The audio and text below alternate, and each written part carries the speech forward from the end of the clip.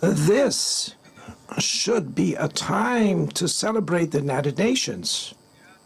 Created at the end of the war, the UN symbolizes the highest expression of the aspiration for peace and prosperity. Today, however, the ideals that inspired its founders in San Francisco are under threat as never before in their history. Multilateralism is at a new crossroads. The organization's authority is in check. We are witnessing the consolidation of an international order marked by repeated concessions to power play.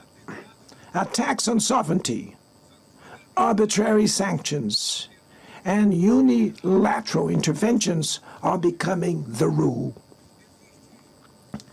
There is a clear parallel between the multilateralism crisis and the weakening of democracy. Authoritarianism is strengthened when we fail to act in the face of arbitrary acts, when the international society falters in defending peace, sovereignty, and the rule of law. The consequences are tragic. Throughout the world, anti-democratic forces are trying to subjugate institutions and stifle freedoms. They worship violence, praise ignorance, act as physical and digital militias, and restrict the press. Even under an unprecedented attack, Brazil chose to resist and defend its democracy, regained 40 years ago by its people after 2 decades of dictatorial governments. There is no justification for unilateral and arbitrary measures against our institutions and our economy.